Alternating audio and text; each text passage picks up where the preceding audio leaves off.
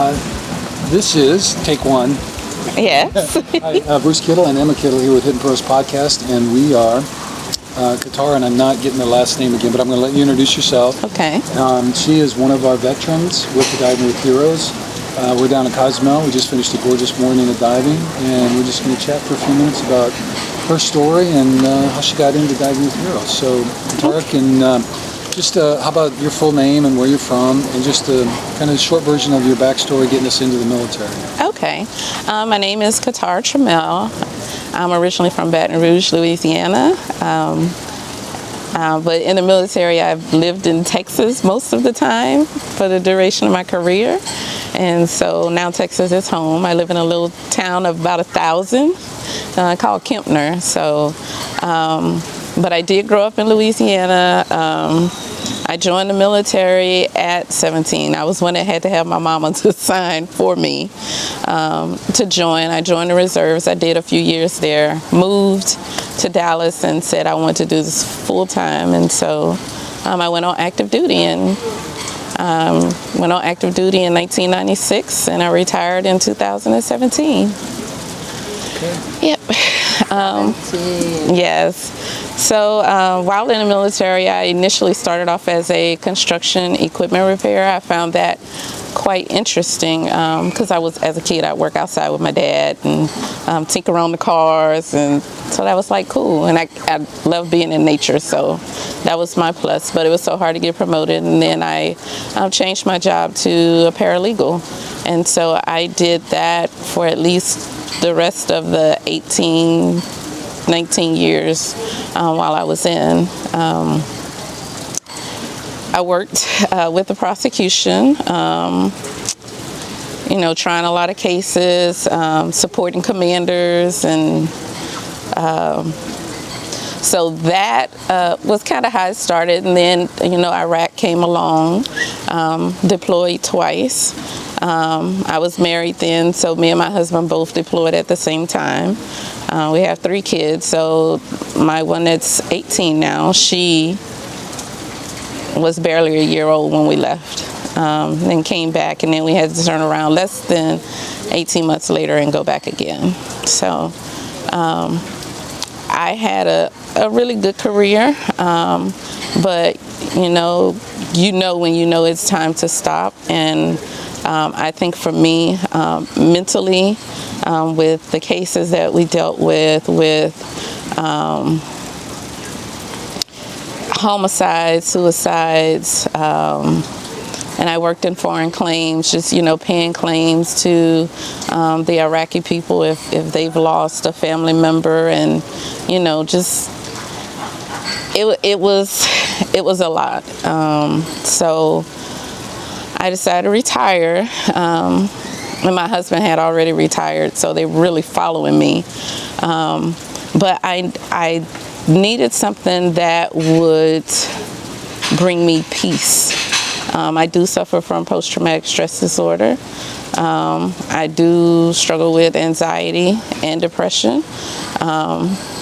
I had to tell my roomie last night, I said, hey, sometimes I cry in my sleep. I need you to know that. So I don't want you to be startled. If you hear me, if it bothers you, just wake me up.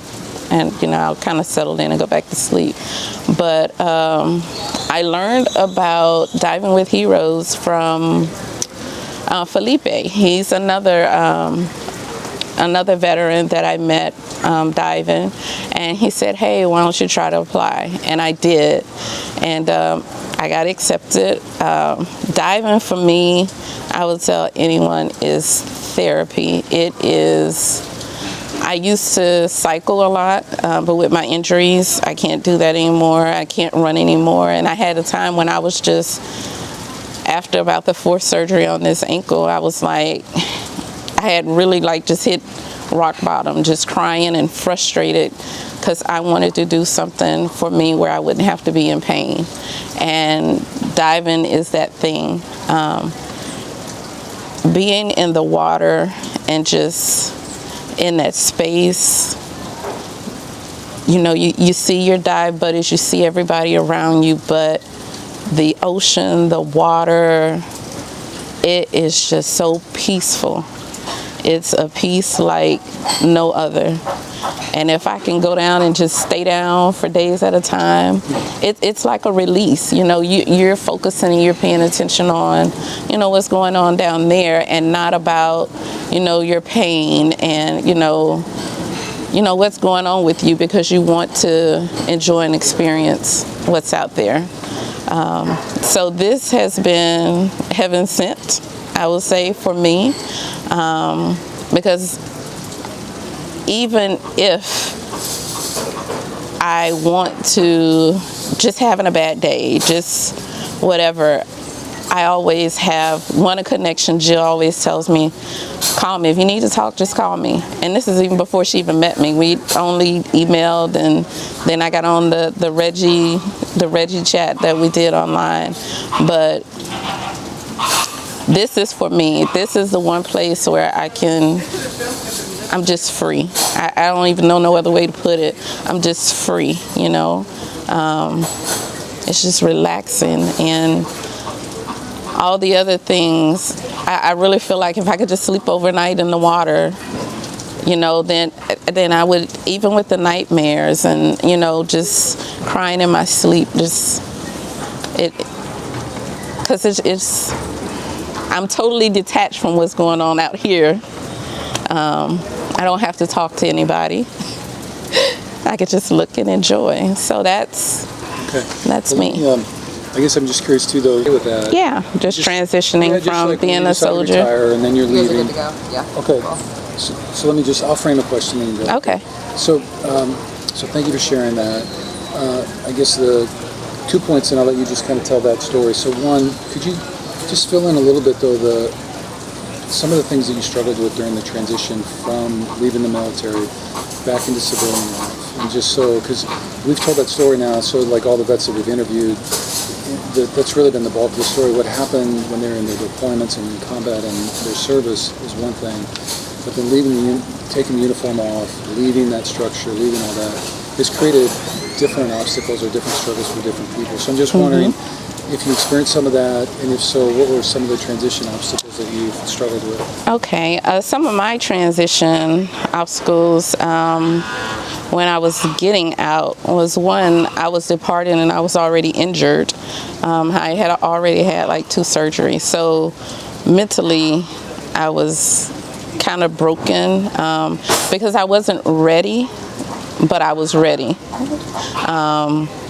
But I couldn't continue to do the things that the soldiers did. So that really gives you a different perspective. What more can you provide? During the transition, I did go through a gamut of emotions. I did. Just, am I going to be able to work? Will somebody hire me? I am a black woman, and that is sometimes it's almost like I have to work a little bit harder than others, to be seen or be heard, when I would just appreciate if they just looked at my experience and what I'm going to bring to the table. So that in itself was very stressful. And I did not want to do what I did in the military. And so that was going to cause me to have to go back to school again because I have a degree in criminal justice. And I just wanted to pull myself totally out of that arena. And the jobs that were for criminal justice, I actually got a job offer to work with Child Protective Services, but that was going to be way, I didn't think that I would be a good fit because mentally I was not there to to be able to do that. It's tough work. It is. But getting out though, it's like you got to find your place. My tribe was my soldiers and my team and the attorneys and and then getting out now it's me, it's my husband and my kids, and I'm not in the workforce. So some of my peers, like, they're just getting ready to retire. So that was a struggle because I just sometimes I really felt alone. It was like I had nobody there that I could talk to. And my husband, he has a TBI and he suffers from PTSD as well. And so not wanting to burden him with my struggles, because I'm still in the process, I'm helping him. So now it's like, what do you do? And I just held it. And there came, I had to go to counseling because mentally I was broken. You know, emotionally I was broken. Just, it's kind of like you lost and you can't find your way. And so, and not very many people understand, you know, where you're coming from when you're explaining that, because they haven't done what you've done. So they don't have a clue. Okay. I guess just on how great this trip with Diving with Heroes has been, when did you first get involved in scuba diving? And how did that transition, how did that all happen? I initially got started with scuba diving. I mentioned Felipe again because we cycled together with Project Hero, and that was when I can bike, and we would do multi-city or multi-state rides for like a week and a half at a time. And excuse me, I hadn't been riding, and so he was like, hey, check out Deep Sea Valkyries if you're willing to try this, you know, and they're scuba diving. They will pay for the training, and just see if it's something that you liked. And so I've been diving about a year now. I got certified last year in like April. And then in May, I went on a liveaboard with Deep Sea Valkyries, and it was a spiritual retreat, and you know, you share as much as you want to share. And it was, once again, I was back with and comfortable with a tribe that could relate to me and could relate to the experiences and the emotions and the feelings that I dealt with. And so I started with them. I think my people in my house think something's wrong with mommy, because I'm watching dive videos, I have audiobooks, but it has just brought me to a happy place and space. And so, and then after that, Felipe, they emailed me again, love my Felipe, and said, hey, Diving Rig Heroes. And he's like, why don't you apply, it's open. I was like, okay. And I applied, and then Jill, she invited me, she called me, and I'm here, so. Okay, last two things, just briefly. You can do one or both, but like. Wait.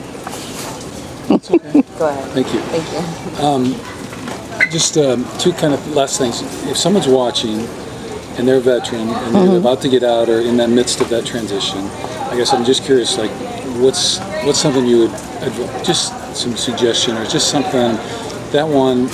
And then if there's somebody out there who's thinking they're a vet and they're like, diver, what's that underwater stuff, and they're kind of apprehensive, maybe a little pitch to them too. So like, what would you tell that transitioning vet right now who's really in the throes of like, I don't know where my tribe is, my team's gone, and I'm trying to find my purpose? What would you tell them? I would tell that person to, one, don't try and go through it alone. Find someone, a counselor through the VA, through whatever resources that are out there.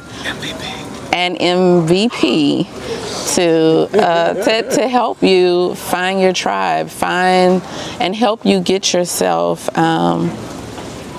where you want to be once you retire, or you just get out. Because everybody doesn't have a support system, and so you have to use the resources. The resources are there, so use them. I wasn't told about the resources. I had to go out and find them. And if you know other people that have retired or have gotten out, talk to them and see what resources and things that they have available. Okay, and then the person's a little interested but scared about scuba diving? anybody that is afraid of scuba diving, even if you are not a swimmer, a strong swimmer. I am not a strong swimmer, but don't be afraid to try it. You have to, don't sell yourself short. You have to try it first. One step at a time. It's not like you have to learn to scuba dive overnight. Learn the material. If you have questions, ask your questions, and I will tell you, once again, it's been my lifesaver. Just go for it, try it.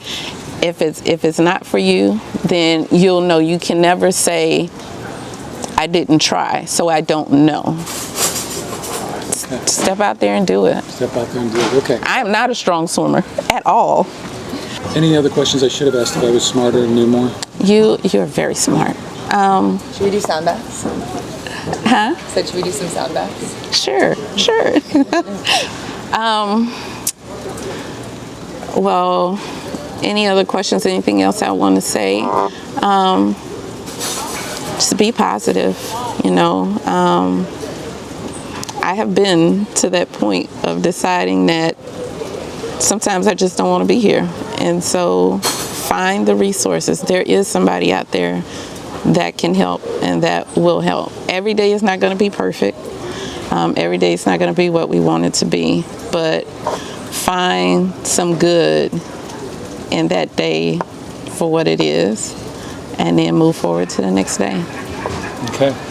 And remind folks, too, that all of our contact info is on our website, the Hidden Pearls Podcast, and you can always access us. Thanks, Seth. Okay. Oh, it's ready. Thank you so much. You're welcome. That was beautiful. Thank you. There's so